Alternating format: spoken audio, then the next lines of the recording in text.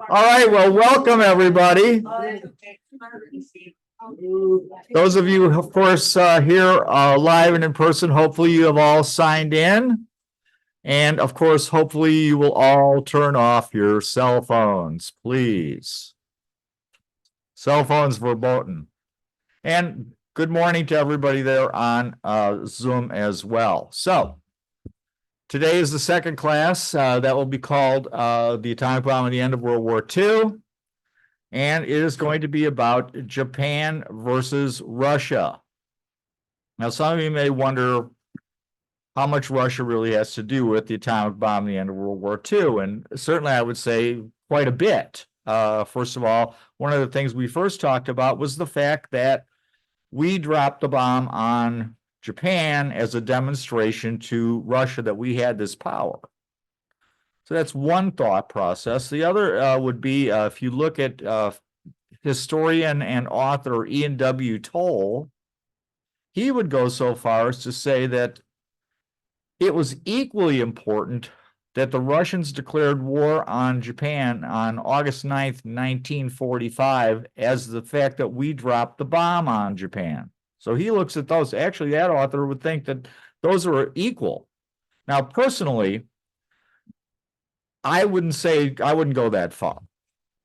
But I would say this, that it is incredibly important that Russia did go into the war at that time, and that is a factor of the reason why Japan at that time chose to surrender. So I certainly wouldn't discount Mr. Toll's thinking on that, but I would say it's probably, in my world, it's not equal, but it's certainly very, very important. So with that said, let's talk a little bit about Japan versus Russia from 1861 till 1941.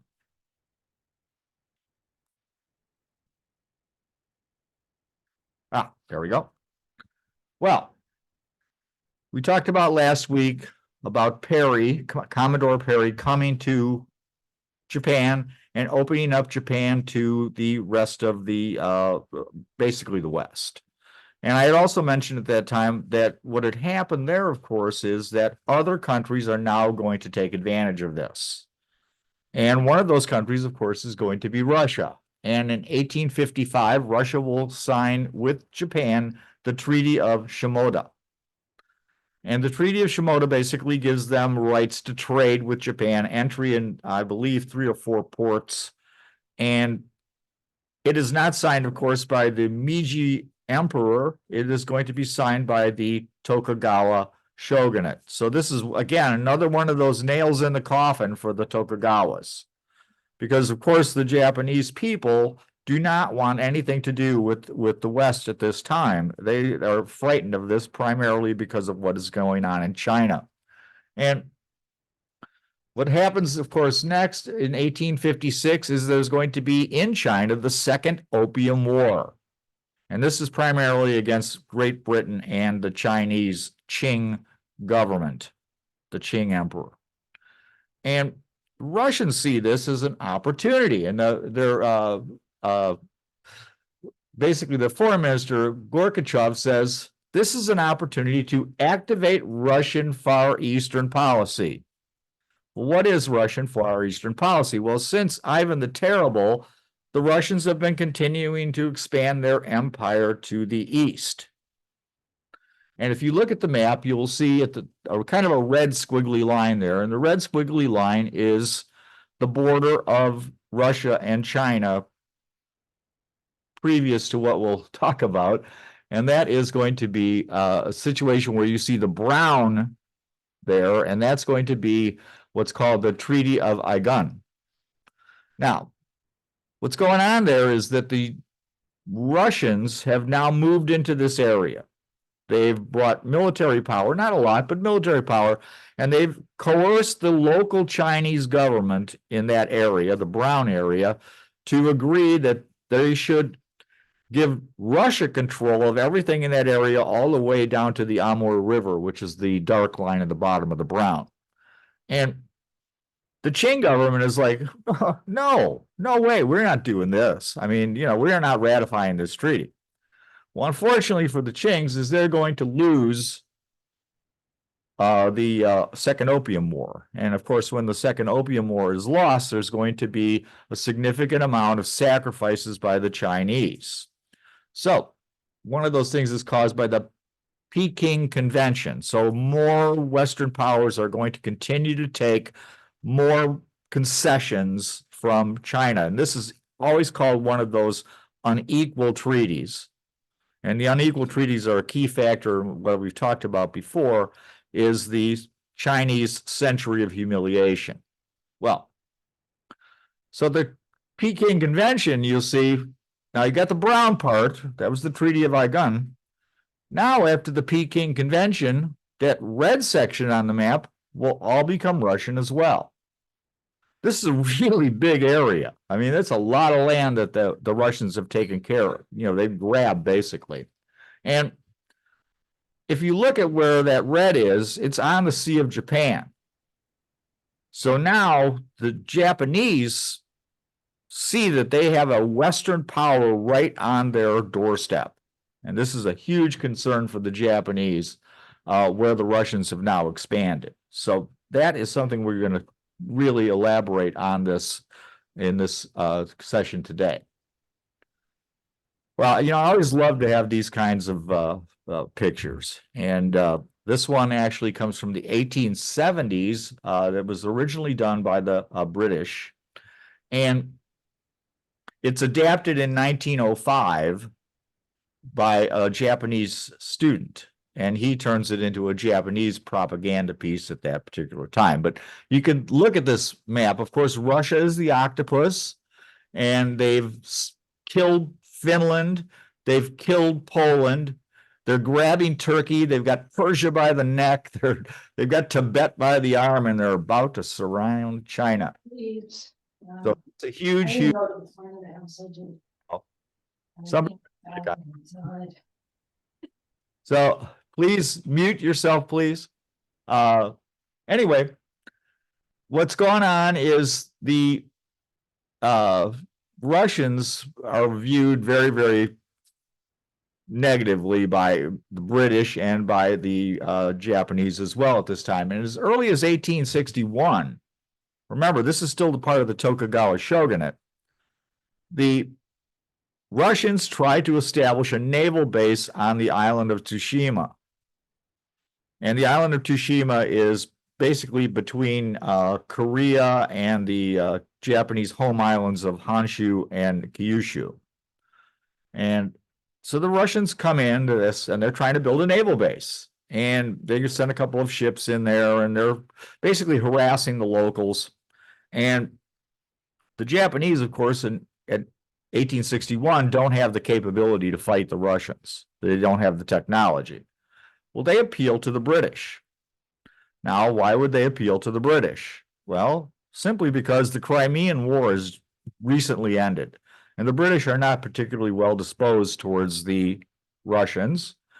And another thing for the British, of course, is they don't really want Russia getting too powerful in this area. Because that would threaten their concessions in China. So 2 British warships sail in to Tsushima Island and basically chase the Russians away. So Tsushima will remain as a Japanese possession, thanks to the British. Well, briefly, I just wanted to mention on this map, we'll start with that, is that I circled where Vladivostok is. You can see that on the right part of the map. And you can see how incredibly close that is to Japan. So you can see a lot of reasons why the Japanese are so concerned about this. I've also highlighted where the Liaodong Peninsula is, which was a key part about last week's presentation. So we'll get a little bit more details. But one thing's to note here. Vladivostok is a cold water port. It freezes in the winter. So it cannot be used year-round at this time. The port that they will build, Port Arthur on Liaodong Peninsula, is a warm water port. So the Russians very, very much want to have control of that Liaodong Peninsula. Well, we talked about last week about the Triple Intervention. The Japanese had gone into Korea with the reasoning that they were going to free Korea from Chinese domination. And they win that war, 1894, 1895, between China and Japan, and they win it easily. They basically crush the Chinese. And what's going to happen, of course, then is they've got all this new territory. Well, the Triple Intervention happens, like we talked about, and the Triple Intervention basically forces the Japanese to give up most of these possessions. The Russians, of course, are then going to try to lease Port Arthur from the Chinese. Well, we did you a favor, so now you owe us. And they're also going to start building railroads. They're going to try to build railroads from Vladivostok to Port Arthur. At this time, they are also building a major railroad all the way across Russia called the Trans-Siberian Railway. Keep in mind, at this point, up until 1904, 1905, that railway is not completed. It's getting there, but it's not done. So they're trying to build all these railways. They're trying to really consolidate their positions into Manchuria, which they've basically taken from China. Well, we talked about that the Japanese went into Korea to help the Koreans free themselves from China. Well, also there's another issue here, though, is that the Russians have a large presence in Korea as well. And the Russians want to keep that presence. And the Empress of Korea, she starts leaning heavily towards Russia, supporting, preferring Russia to the Japanese. The Japanese take this very hard. And they decide to send a group of assassins. And what they do is they break into the Empress's residence. They brutally murder her. And her husband, who is King Gojang, I think that's the correct pronunciation, he flees to the Russian legation in Korea. And basically, he's held up in that legation for a year until he can gather enough force to go back to his residence. And then I believe in 1897, he will declare himself emperor. But you can see how closely tied Russia is to the Koreans at this particular point. Well, the Japanese certainly don't like this. Well, another thing is occurring at this time in 1899 is the Boxer Rebellion. And the Boxer Rebellion, real briefly, the Boxers, it's called the Boxer Rebellion because it's based, the people that are really revolting are Chinese fighting clubs. So they're referred to by the West as Boxers. Well, they have this revolt against Western domination. They want all the Westerners out of China. They want to regain China for the Chinese. They're somewhat supported by the Qing government, not 100%, but somewhat. And they're going to be crushed. The United States will send in troops. Germany sends in troops. Britain, of course, sends in troops. The Japanese send in a large force. And, of course, the Russians are fighting them as well. So all these Western foreign powers, including the Japanese, will come in and crush this rebellion. Well, part of the rebellion is they are trying to destroy these Russian railroads. And the Russians have about 170,000 troops in this area. And when the rebellion is suppressed, what's going to happen is the Russians are going to leave about 100,000 of these troops in Manchuria to guard their railway. Now, they're supposed to withdraw from the railway or from Manchuria, these troops, in 1903. They do not do that. They continue to stay there. So this is another point of contention for the Japanese versus the Russians, because the Russians have all these troops on the border of Korea. And in 1901, the Tsar goes so far as to say, I do not want to seize Korea, but under no circumstances can I allow Japan to become firmly established here. So there's always going to be a problem with Korea and the Japanese at this time. Well, what happens then is there's going to be an agreement between the British and the Japanese in 1902. And the agreement basically says this, that they're going to intervene if the other is forced by more than one adversary. So if one or the other is basically goes to war with multiple powers, the other will automatically intervene. If they only go to war with one power, they will not intervene. Well, what is the British goal here? The British goal here is simply that they want to keep the Russians from gaining too much power in China and messing with their concessions. They have another goal too, though, in 1902, because at this time, the Germans are building a strong navy. And what they would like is they would like the Japanese to be their ally and their protector of their interests in Asia so that they can withdraw naval forces back to Europe where they could confront the German expansion of their naval power. So that's a major, major issue for the British, is why they want to get involved with this. Well, the Japanese, of course, want to get involved with this because they've got two things. First of all, their Navy is patterned after the British Navy. We've talked about this last week. And they're hoping that by signing this thing, this will keep the triple intervention from happening again, where Germany and France will not join with Russia in order to bully Japan. And Japanese think this is a good idea. We'll cut down to, we basically would only have one adversary after signing this treaty. And it's going to have other advantages for both sides as well. But particularly the Japanese will benefit from this treaty because they can have hostilities if necessary. Now, they're not fired up about having hostilities with Russia. They don't feel at this time that they could actually beat Russia. They're very, very concerned about this. They don't like what Russia's doing in Korea, but they certainly don't want to get themselves involved with a major war with a major Western power. Remember, they've been building up their strength, but it's only less than 40 years since the Meiji Restoration, so they haven't had enough time to completely modernize their country. They've done a fantastic job.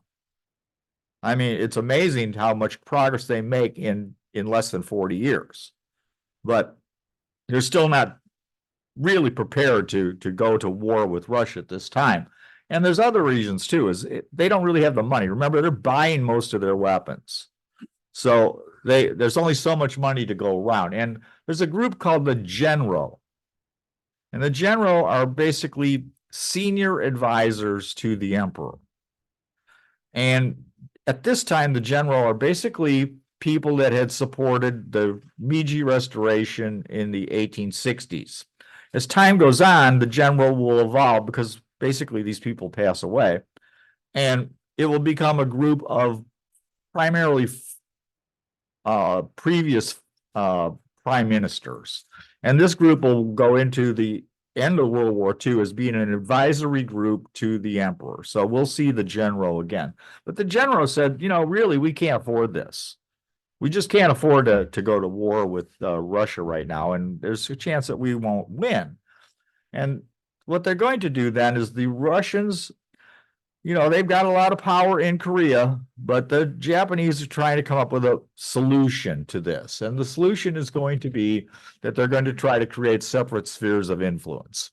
And once again, I want to point out the map first because I've highlighted something else here, and that is Sakhalin Island. And Sakhalin Island is just north of the Japanese main island of, Hokkaido. And so they're just north of Hokkaido. At this time of 1870s, there are Japanese fishing villages along this island. Well, the Russians come along and basically say in 1875, well, we'd really like this island too, and we have some Russians living there, so we're just basically going to sign a treaty and we're going to take this giant island. But you guys, you Japanese, we'll give you those little Kurile Islands that are just off to the right of Sakhalin Island. This is always going to be a point of contention and another example of the Japanese being pushed around by the Russians, particularly early on. Well, the Japanese foreign minister at this time, his name is Hirobumi, he wants to negotiate with the Russians. They're not confident they can beat the Russians.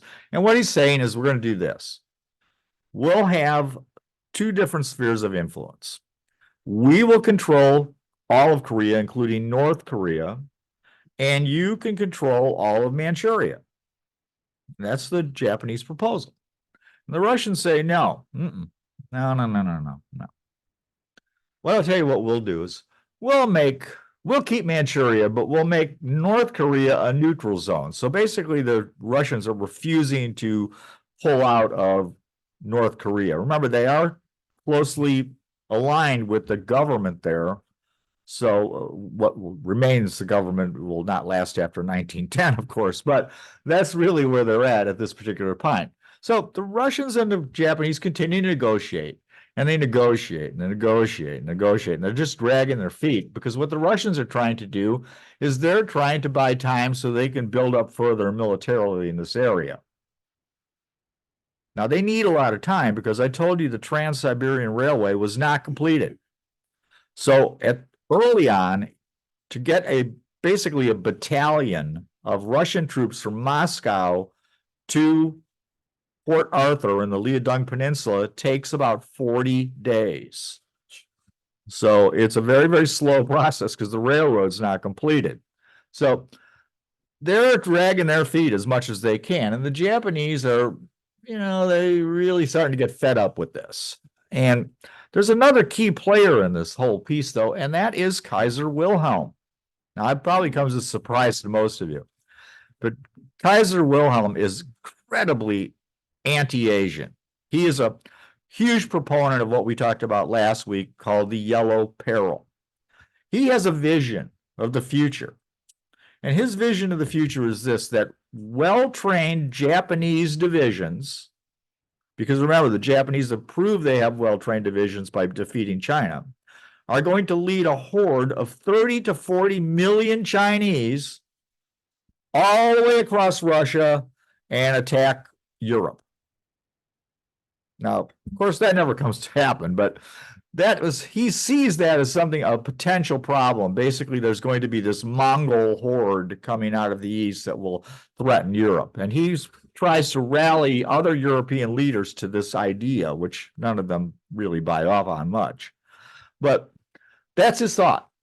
And remember that Wilhelm is a cousin of Nicholas II of Russia. The Tsar of Russia is his cousin. And he writes him letters. And he writes that Holy Russia has been chosen by God to save the entire white race from the Yellow Peril, and that Russia is entitled to annex all of Korea, Manchuria, and northern China all the way to Beijing.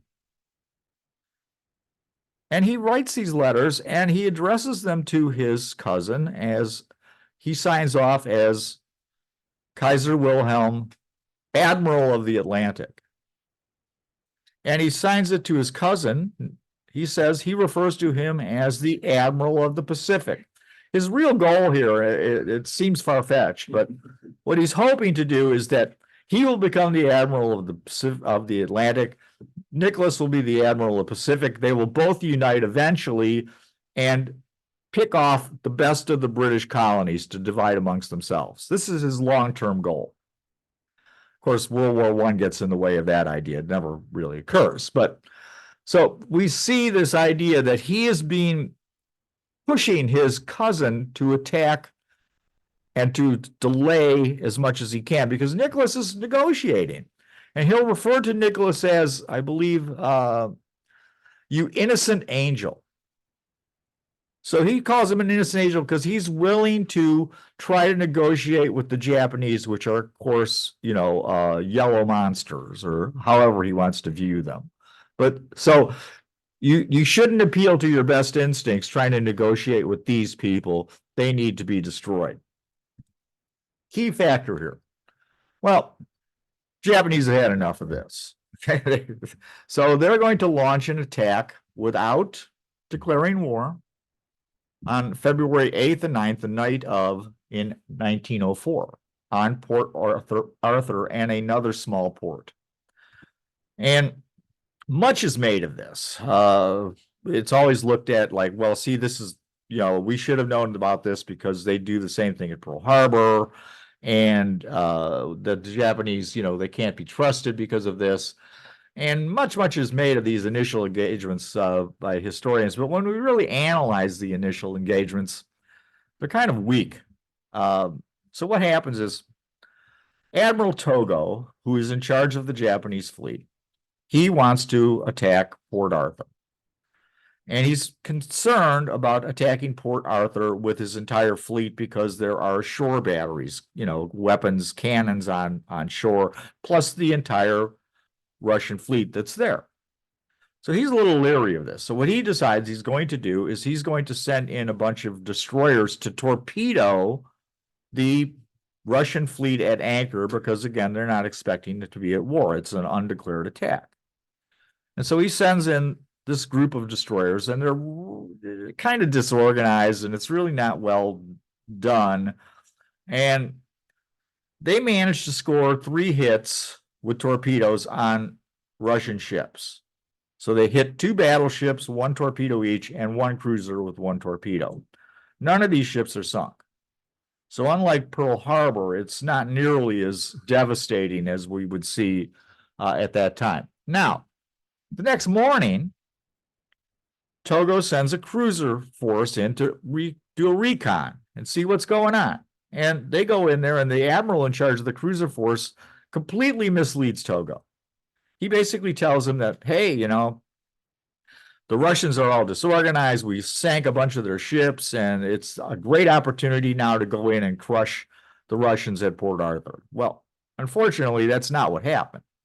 So, excuse me, Togo goes running in, and the shore batteries begin to bombard him. The Russian ships are at full steam, and they begin to fight back, and Togo has to basically retreat. So this is going to go on for multiple months with off and on small naval engagements between these two groups. What's actually going to be decisive here is mines, sea mines. And what's going to happen is, for example, the Russians bring a new admiral in. His name is Markov, and he comes in. He's going to lead the fleet out to fight the Japanese. He runs into a Japanese minefield and hits 2 or 3 mines. Nobody's really sure. And his ship sinks almost instantaneously, and he is killed. There's 2 other indecisive engagements between the Japanese and the Russian fleet, but neither of those really amounts to much, though another key Russian admiral is killed in one of these battles. His ship's not sunk, but a shell hits his bridge, and he's dead too. So Russian command has taken a huge loss in this thing. Now, mines play a huge role, because the Japanese are going to lose 2 battleships, a cruiser, and a gunboat to Russian mines.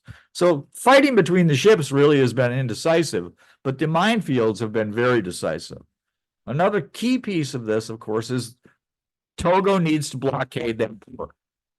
And what he's going to do, he's going to try to send block ships. So basically they fill ships with concrete or stones or whatever they have, and they run them into the entrance of the port and sink them, trying to block the Russian fleet inside the port.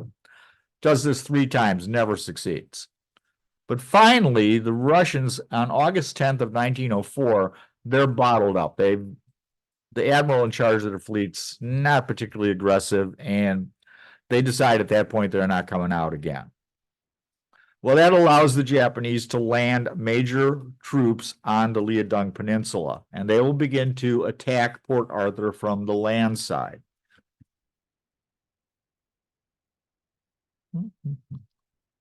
And what's going to happen, though, too, is just to backtrack a little bit, Nicholas, the Tsar, is stunned by this whole event.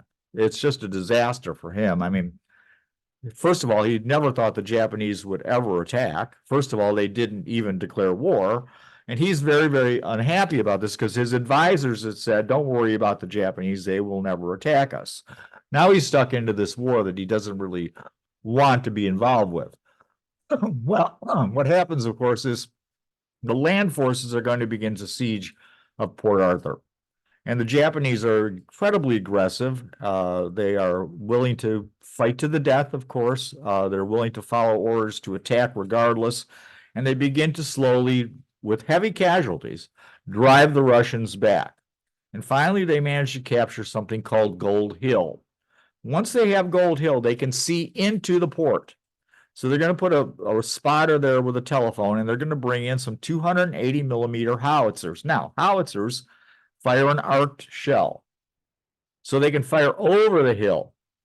The ships in port cannot really fire back because they have flat trajectory weapons. So they can't shoot over the hill. So the Russians allow their fleet to be systematically destroyed by these howitzers. And you can see in the picture that all those Russian ships have been sunk by these howitzers in port.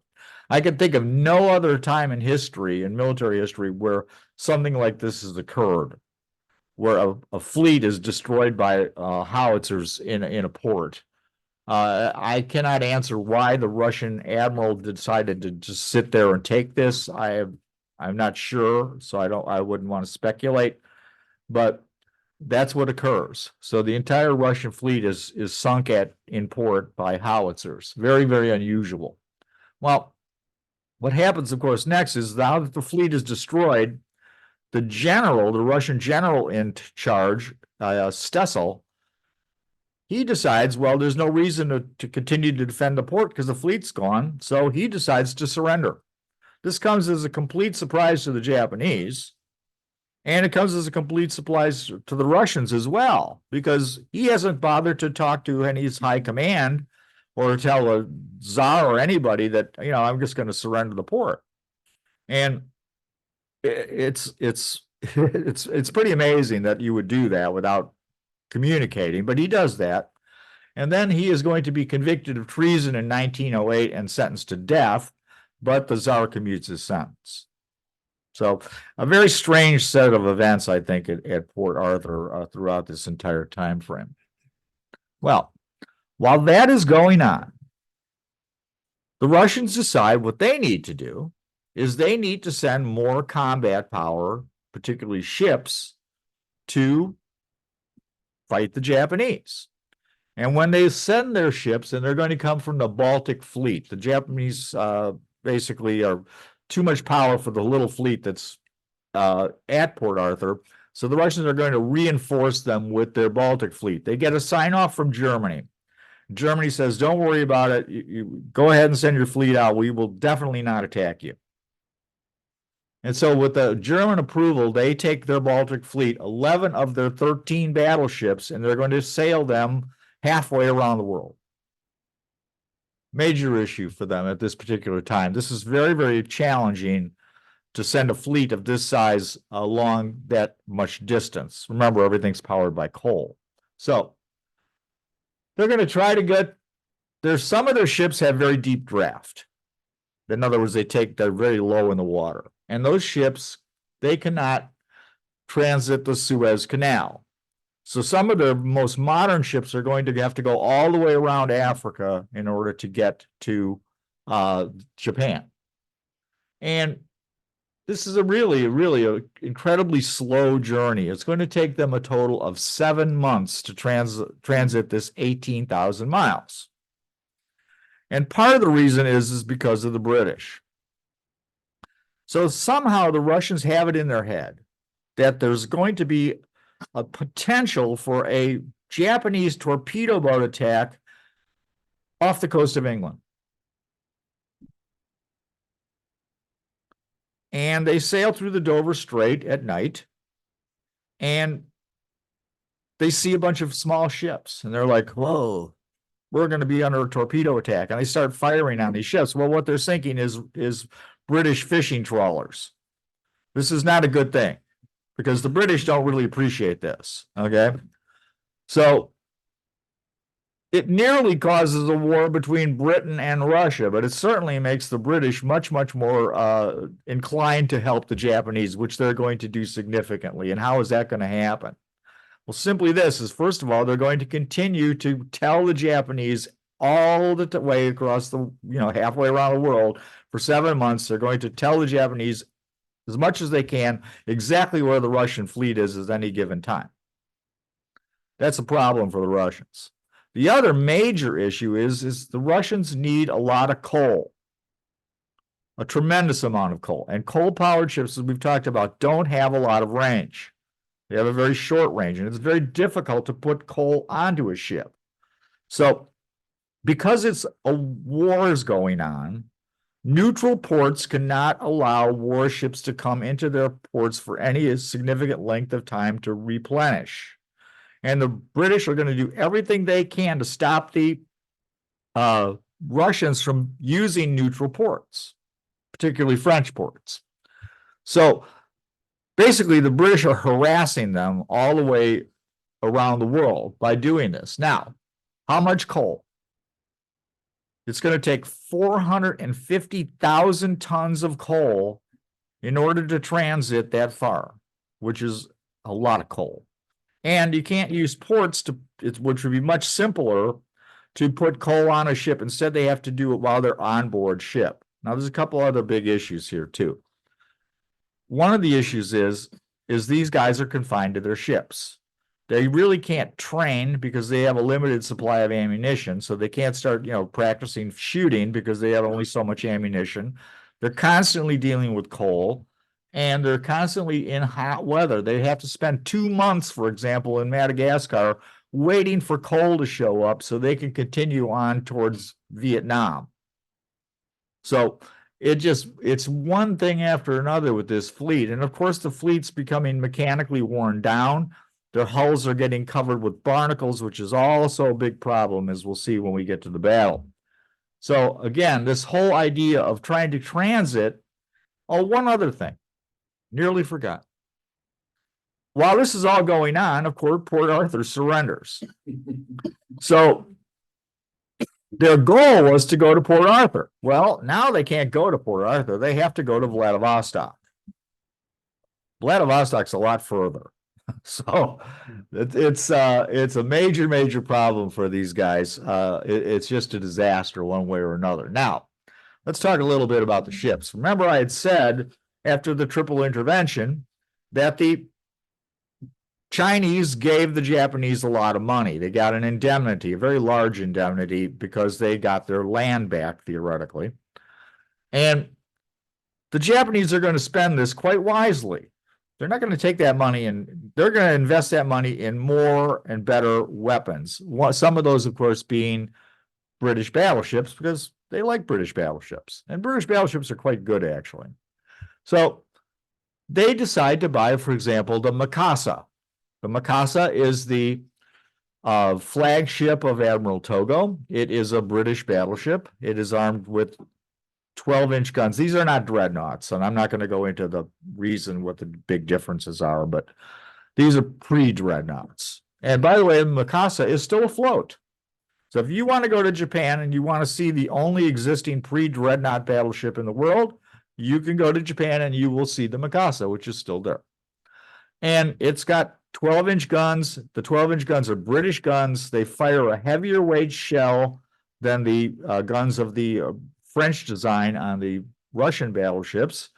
And they also load much faster. So there's two big advantages there. Now, so well-spent money buying British equipment. They buy other stuff too. They buy American cruisers. They buy French cruisers. But the backbone of their Navy is going to be built by Britain. Well, the Russians have got this Liaodong Peninsula in Port Arthur, and they don't have a Navy to supply it or put there. So they start radically trying to build up their Navy.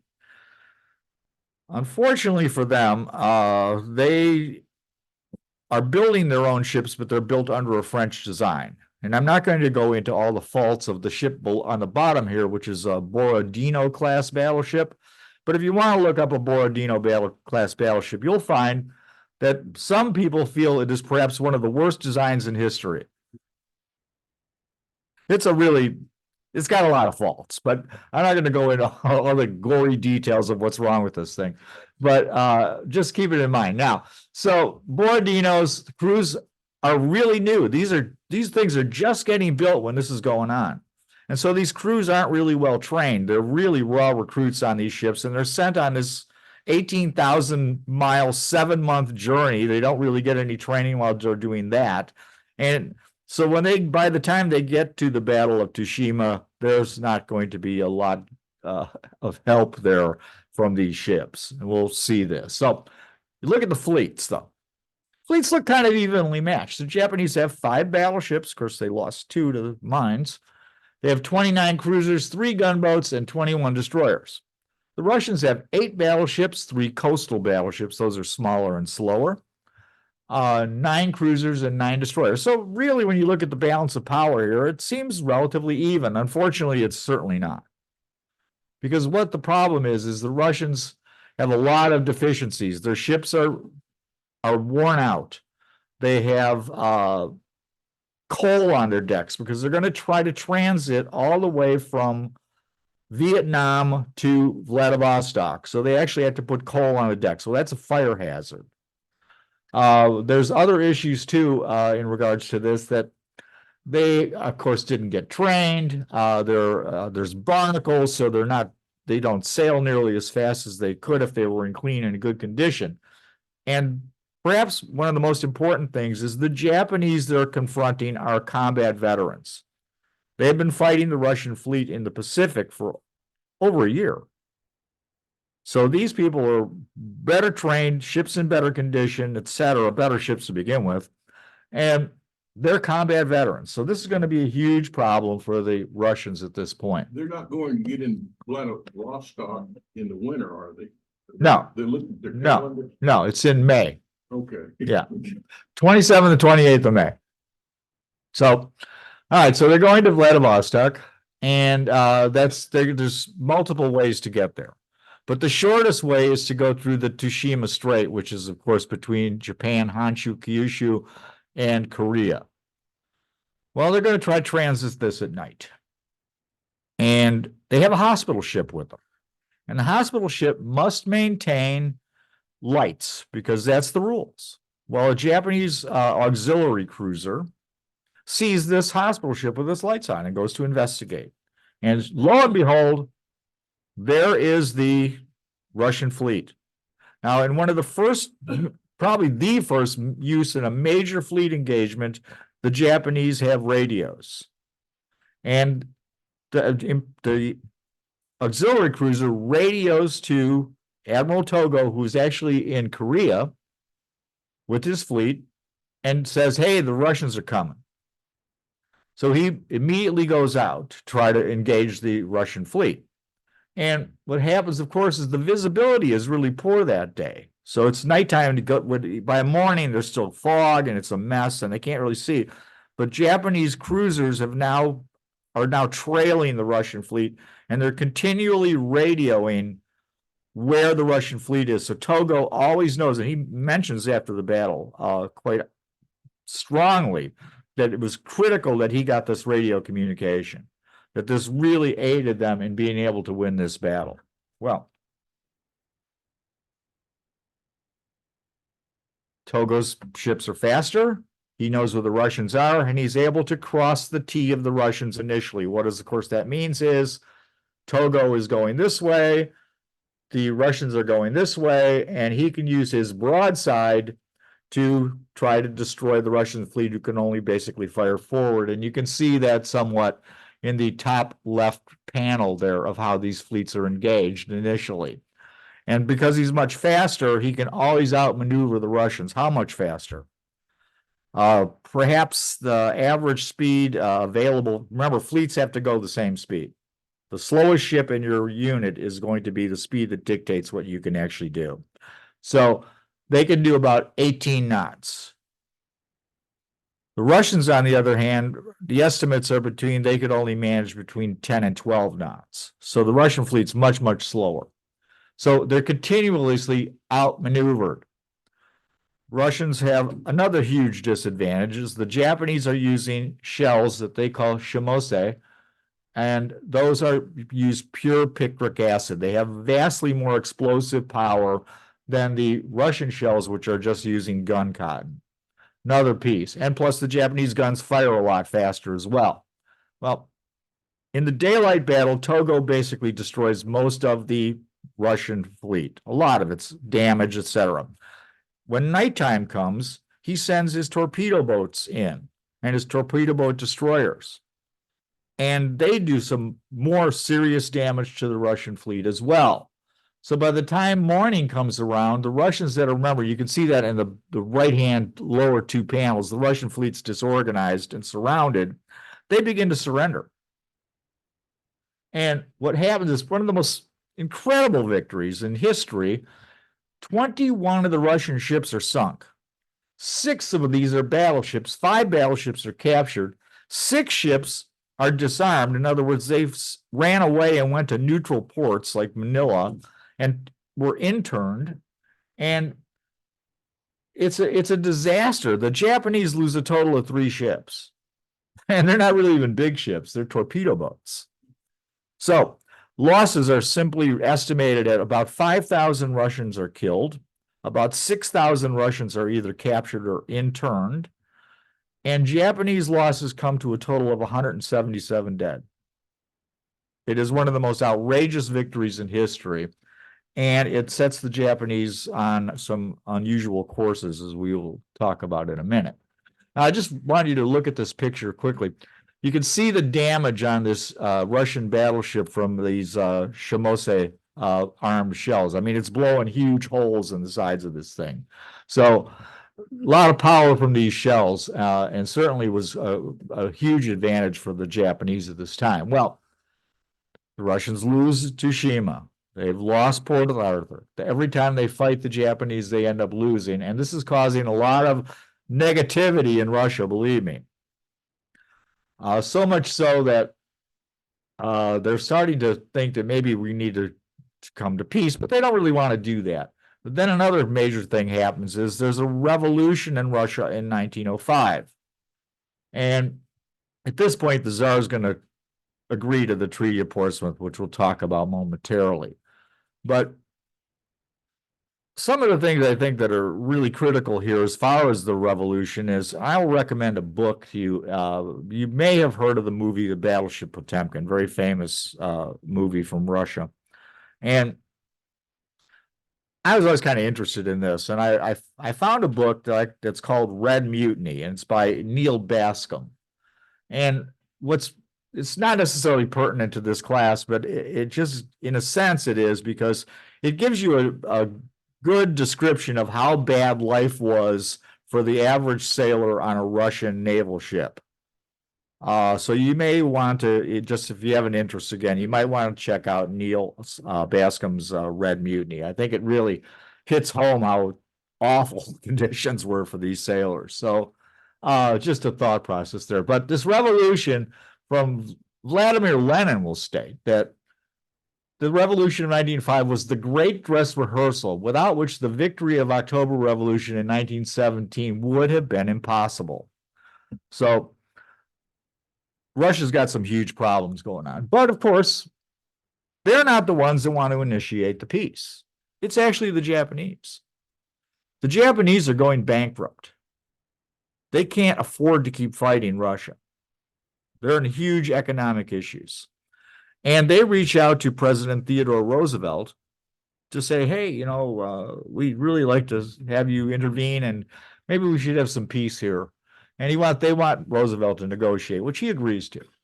And the Japanese demand all of Korea. Russia is to evacuate Manchuria, and most importantly, they're to pay substantial reparations because the Japanese need the money desperately. Well,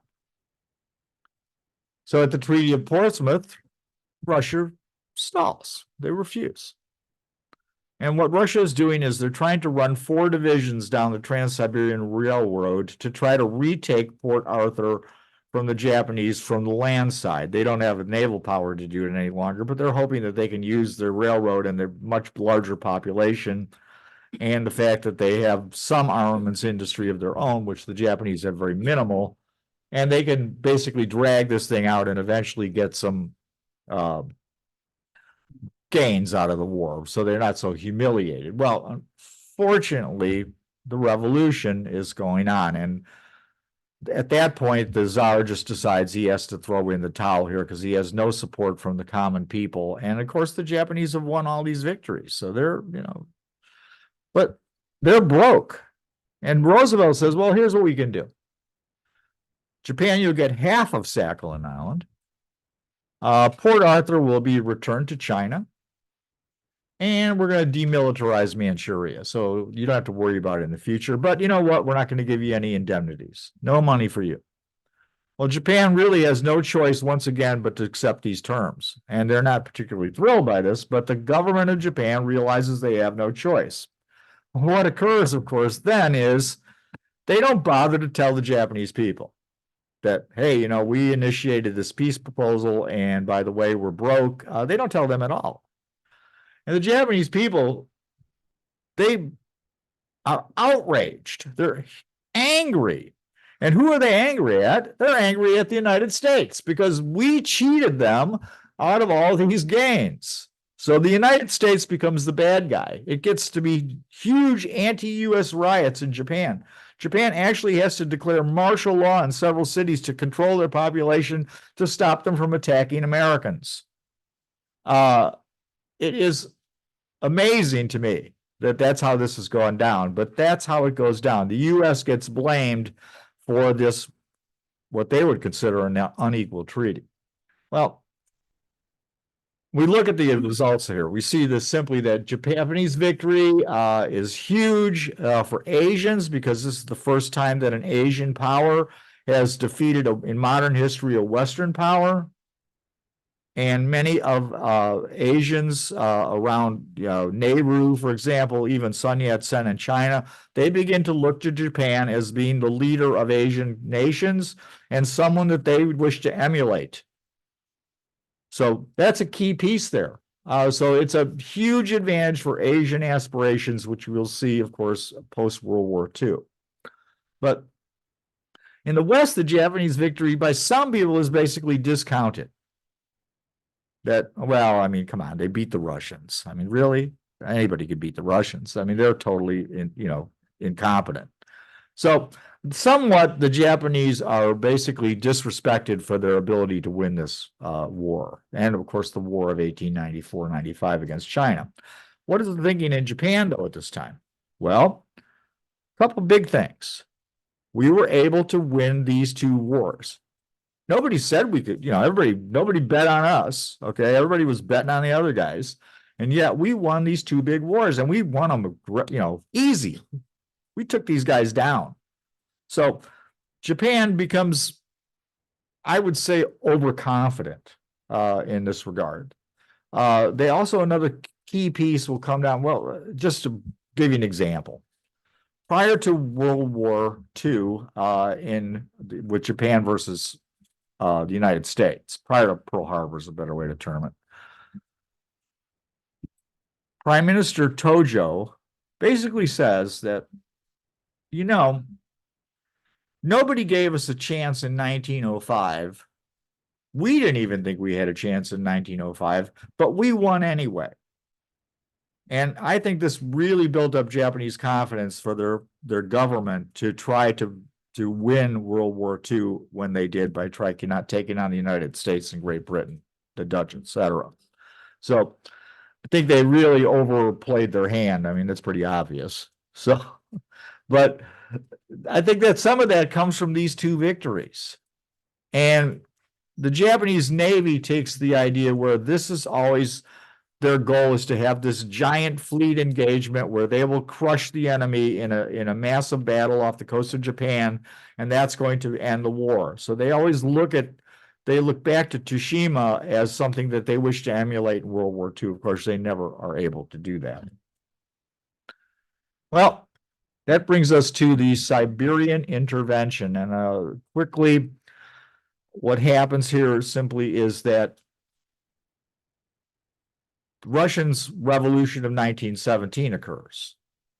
And there's going to be a lot of reasons what we're going to intervene in Britain, all the Entente, or I'll call it the Allies, will want to intervene in this thing.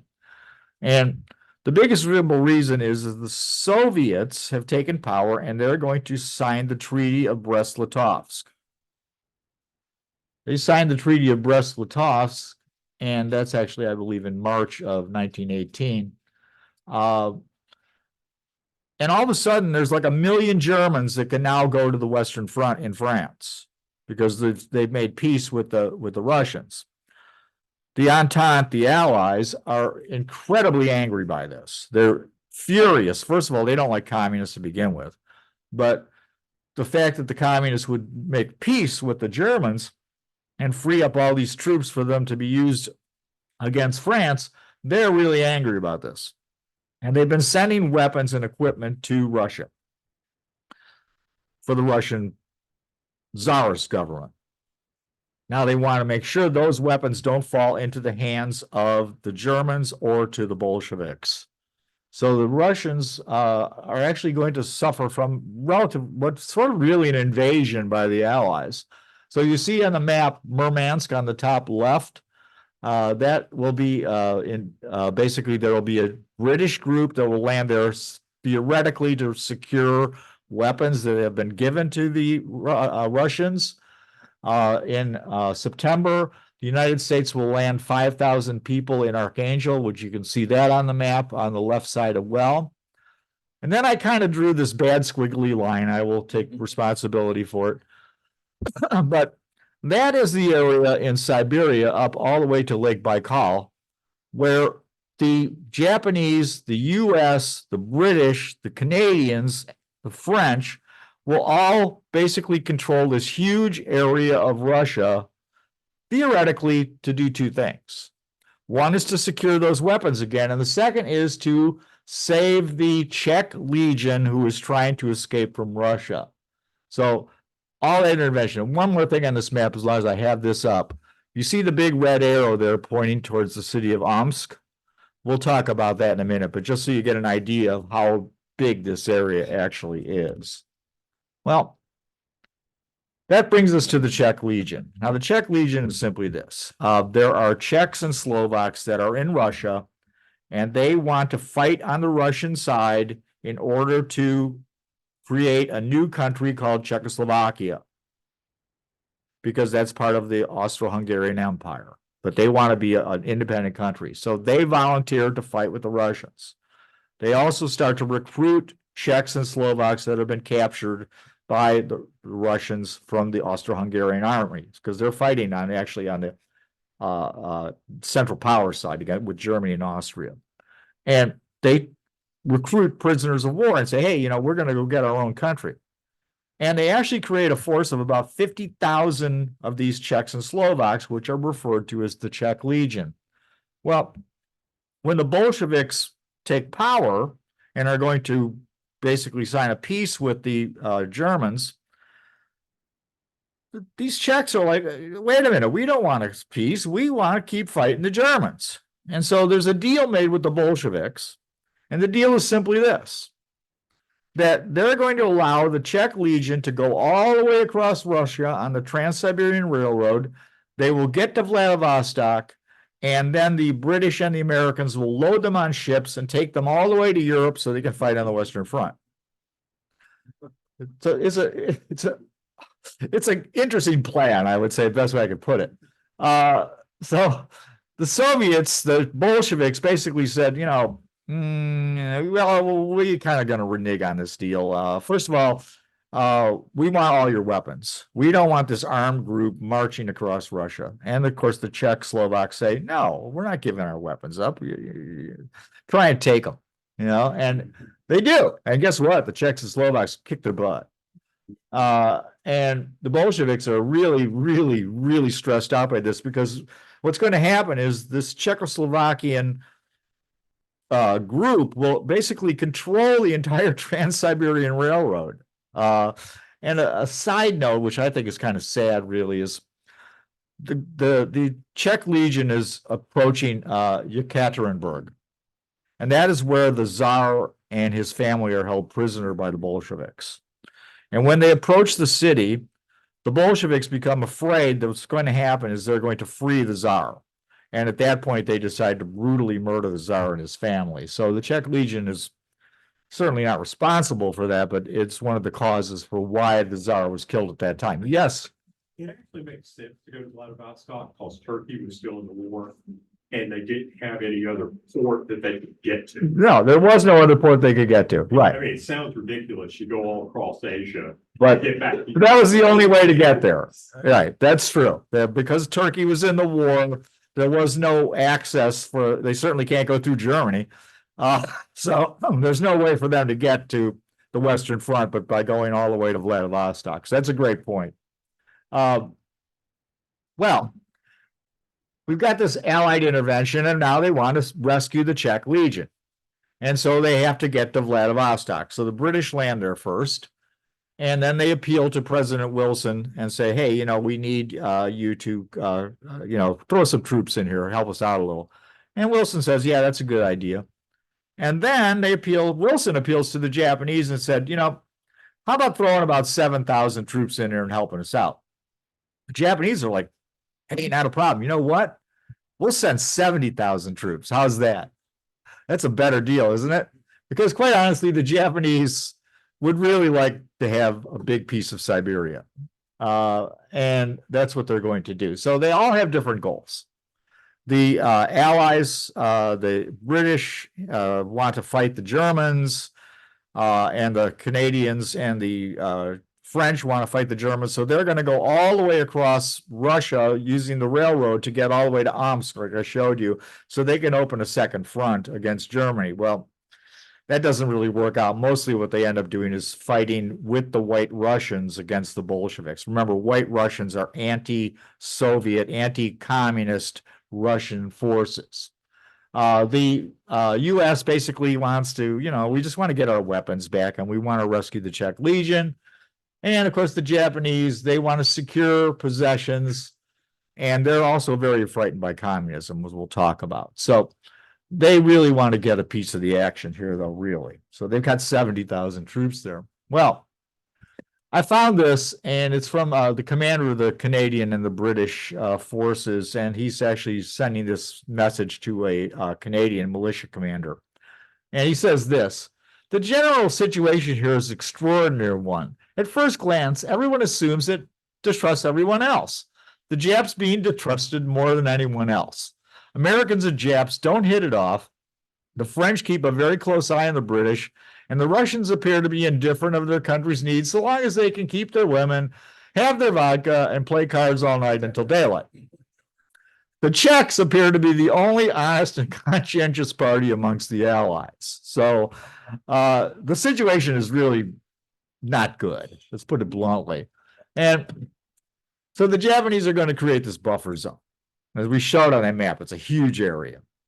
And what's going to happen here, of course, is that the Zaihatsu, which are industrial leaders, industrial conglomerates they're looked at today, famous ones like Mitsubishi and Matsui, they will begin to start opening offices in Vladivostok.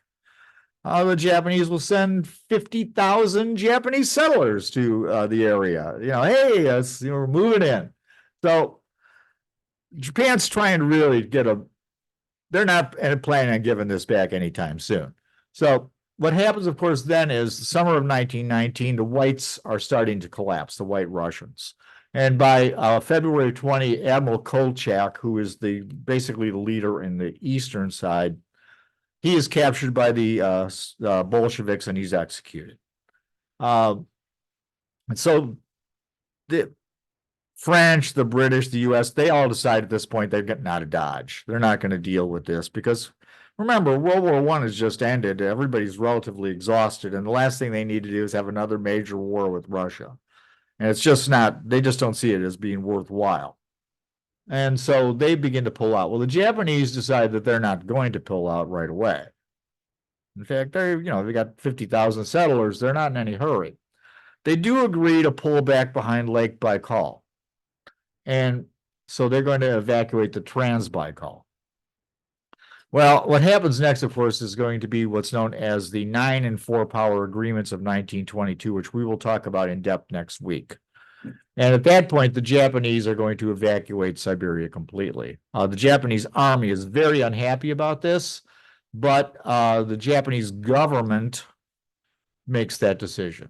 And again, there's going to be friction between those groups because of this. Well, also, they don't give up the northern half of Sakhalin Island until 1925. So again, there was a lot of issues with what's going on here. Well, that brings up to, why are the Japanese so anti-communist? Well, biggest reason is because of something we'll talk about again in more detail, is the kokutai.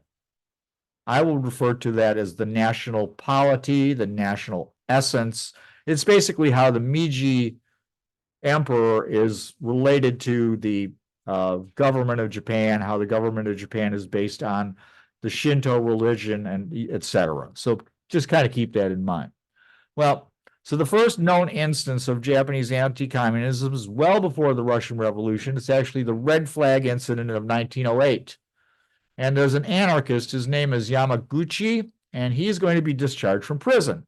And a small group of Japanese anarchists and communists and socialists are there, and they're all waving little yellow or red flags, and they're, have communist slogans, and they're, having a little peaceful protest there. Well, the Japanese police come in, they don't really like this very much.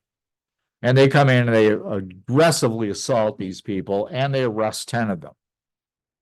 That's a really small event, but it really is considered to be a major event as far as how the Japanese police and the government see this thing. And it's going to start the beginning of much, much more stronger efforts by the Japanese to suppress socialism and communism and, of course, democracy. Well, that leads us to the high treason incident of 1910. And what that is it's an effort by a small group of anarchists to assassinate Emperor Meiji.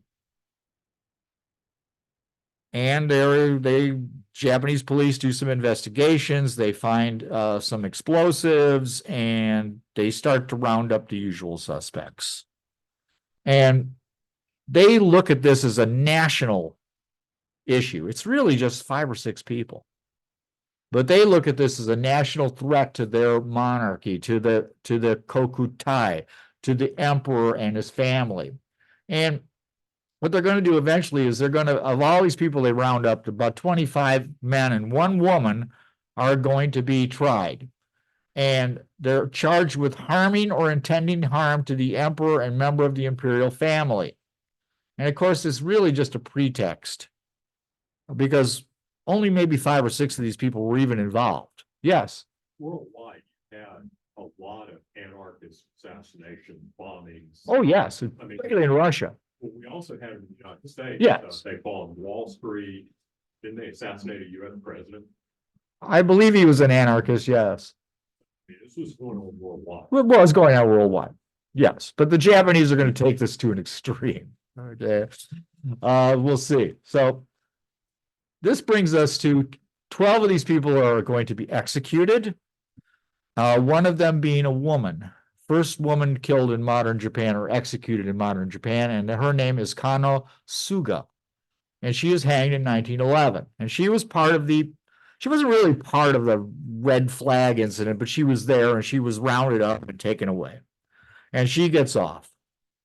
And she makes the decision at that point that peaceful protest is never going to be effective, that violence is the only way there's going to be a change.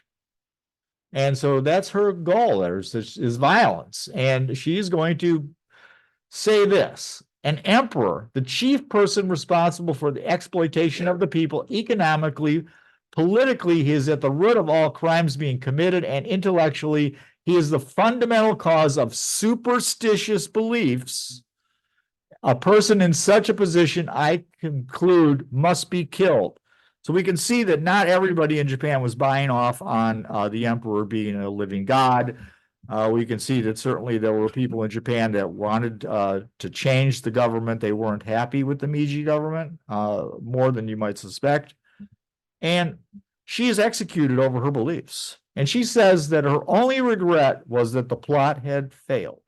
So she's a serious revolutionary. Well, that leads to more repression. And what's going to happen is there's going to be what's called the peace preservation laws. They come about in 1925. And remember that Russia has gone communist in 17.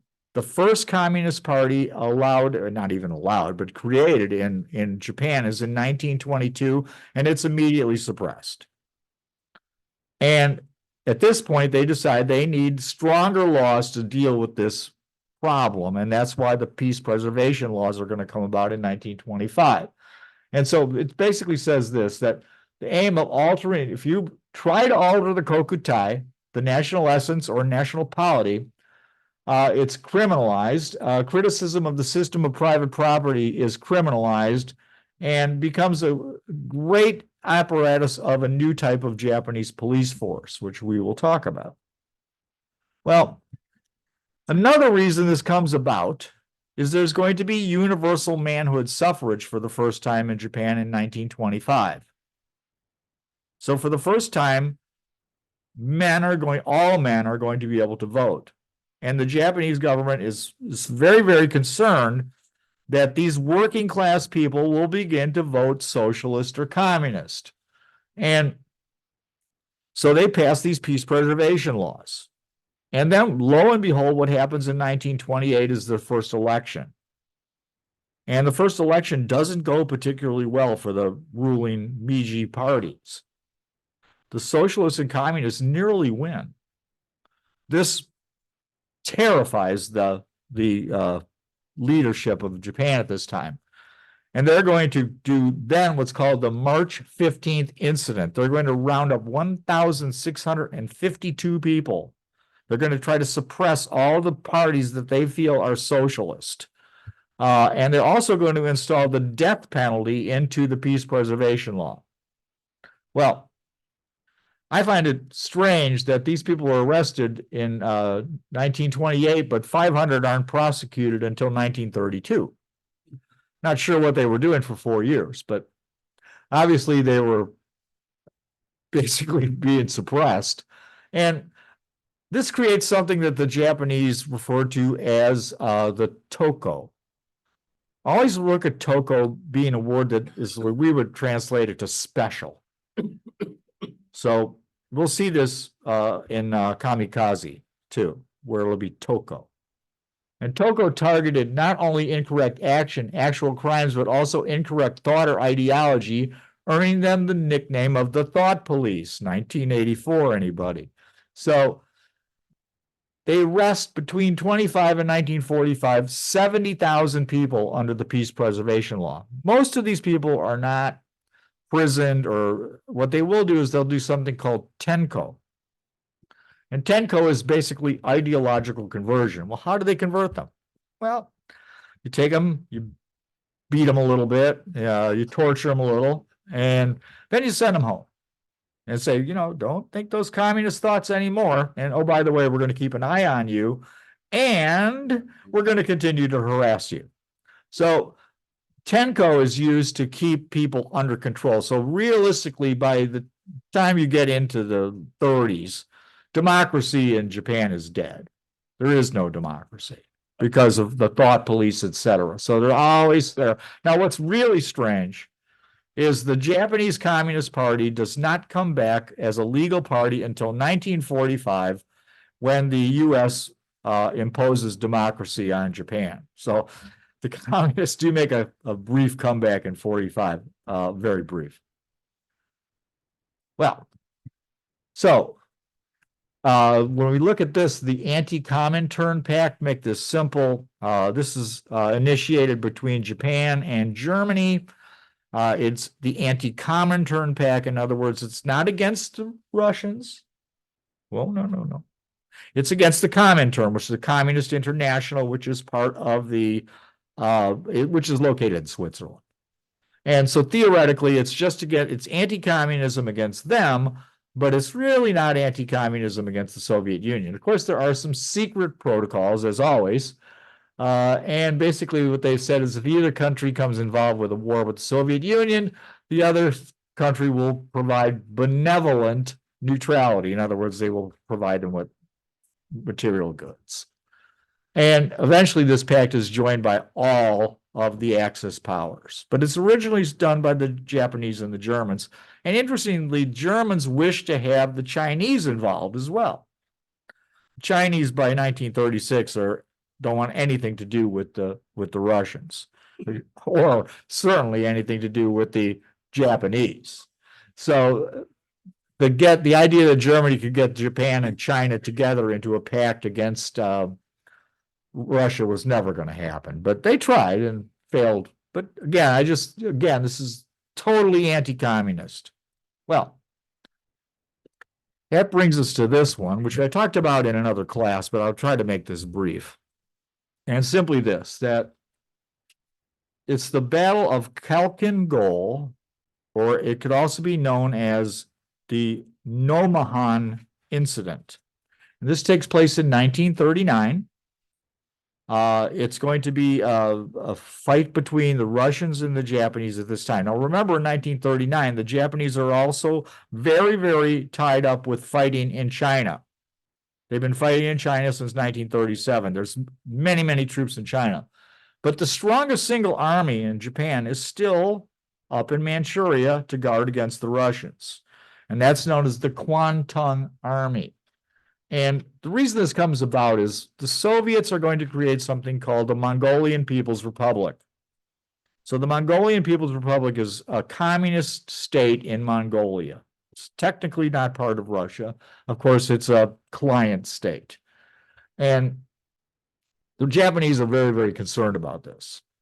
Also, they would really like to have back what they gave up in 1922. We really like Siberia, and we probably would like to have it back. And so they come up with this plan, the Kwantung Army, not the government in Tokyo. The Kwantung Army comes up with this plan that they're going to find out a way to, if they could invade the Soviet Union and on Mongolia. And the Japanese are always concerned about Vladivostok. The Russians could have submarines there, which will interdict their commerce. Certainly, it's well within bomber range by this time of the islands of Japan, and they're always afraid that Vladivostok will be used to attack Japan. So we really want that back. We're not Russia, get out of here because you're way too close to us. So the Kwantung Army begins to try to do some things. They begin to try a little border skirmishes with, because there's another issue going on. Because in 1937, Stalin has had the show trials. He's basically arrested, executed most of his leading generals and much of his military. And the Japanese and Germans as well begin to think that these countries, that Russia is disorganized, that the Russian military isn't what it used to be, and there's an opportunity to basically push them around. Well, so they have these little skirmishes, and the Japanese skirmishes go rather well. They're doing really good. And they think, what we should do now is maybe we should expand this a little bit more. And they're going to launch an assault over the Khalkin Gol River.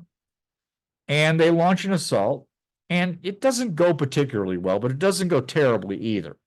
So they are now on the opposite side, on the Mongolian side of this river. Well, Stalin decides that this isn't really acceptable. And what he decides is, we can't have this going on. And he sends a lot more troops and a lot more forces, and he sends Georgy Zhukov. Now, you may have heard of Georgy. He is the victor of Stalingrad, and he is the guy that will take Berlin in 1945. Pretty good general. And so he's been heavily reinforced.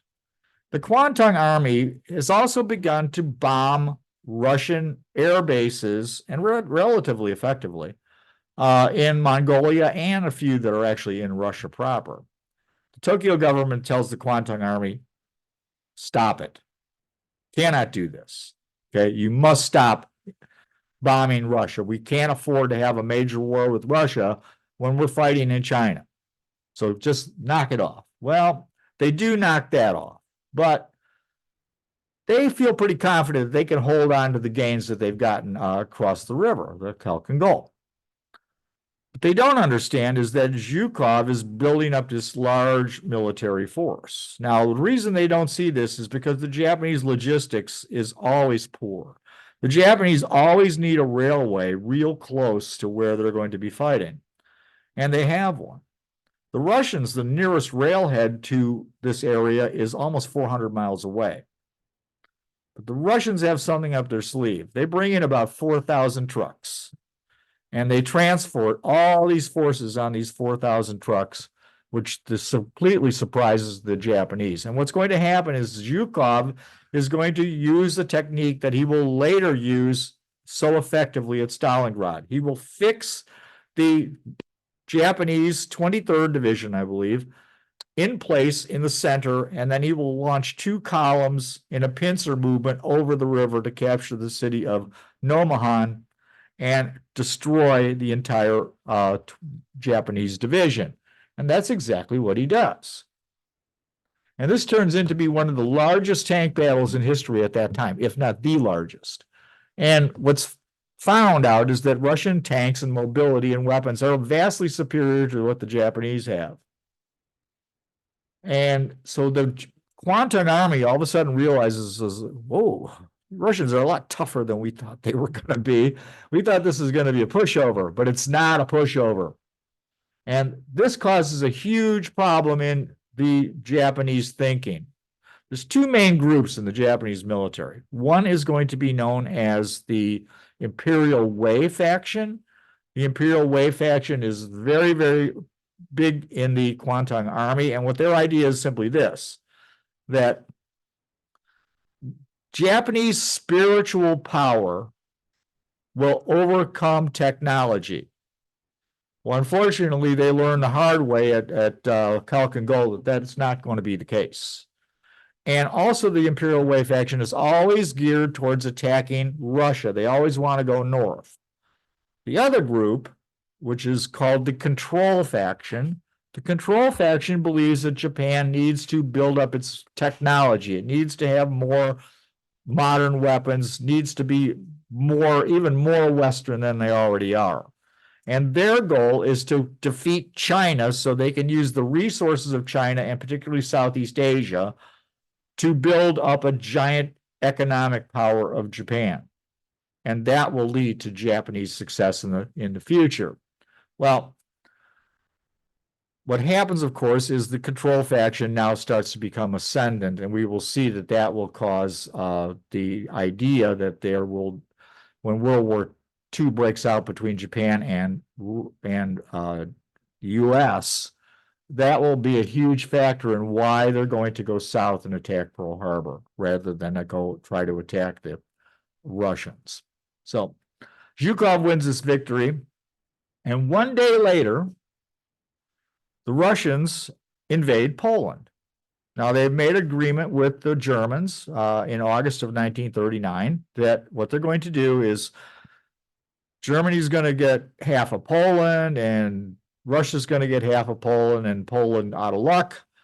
And so they've made this agreement. And so this shows you why it was so important for Stalin to make sure that he could maintain his rear in Manchuria, Siberia, Mongolia.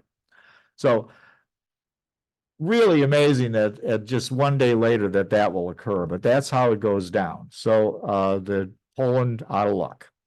Well, and that brings us to the Soviet Neutrality Pact of 1941. It's signed on April 13th of 1941, approximately 2 months before the Germans will invade Russia. And the German goal is simply this. They're going to secure the border of Manchukuo and to allow freedom of action so they can go into China and go into the southern resource area, which they refer to as basically Indonesia. Look at it that way. Russian goals are simply that they want to protect their rear. They don't want to have a two-front war if they do decide to go to war with Germany. But the real goal was originally for the Russians in this idea was that they were hoping that Germany fighting France, that they would wear each other out and destroy each other like they had pretty much done in World War I. And then the Russians would be able to pick up the pieces. So that's kind of how the Russians were thinking at this time. Of course, that fails miserably because the Germans defeat France in 6 weeks. So that goes out the window. So now they need to make sure they can cover their rear because they're afraid of Germany. German goal is simply that they hope that Japan will tie up the United States, which is aiding Britain through Lend-Lease, and it will also contain Britain and the Dutch example to keep them from causing more trouble for the Germans. So if they can occupy these other countries, that'll give them the opportunity to capture Russia, which Hitler believes all it will take is to kick in the front door and the whole house will collapse. The whole rotten house will collapse. So that's really why the Germans are pushing the Japanese to agree to this. So Article 2 Should one of the contracting parties become the object of hostilities on the part of one or several third powers, the contracting parties will observe neutrality throughout the duration of the conflict. This is followed. It is not until August 9th of 1945 when the Russians will throw this out the window and attack Japan. So all through World War II until those last couple of weeks, this is followed. And with that, I thank you all for coming today. I've got a couple of minutes. If anybody has any questions, I'd be glad to take them. Yes, sir. The universal man suffrage come about, when it did, and by whom was it authorized? It seems like that just opened up a lot of problems that you just laid out so well. There was a blood. Where did universal manhood suffrage? Why did it come about in Japan at this time? That's the question, so everybody could hear. Simply stated, there is certainly a major amount of Japanese people, particularly men, that want universal manhood suffrage. Remember, the Japanese regular folks have had a tough time, very tough time, particularly with high taxes to pay for all the military growth, to pay for the industrialization.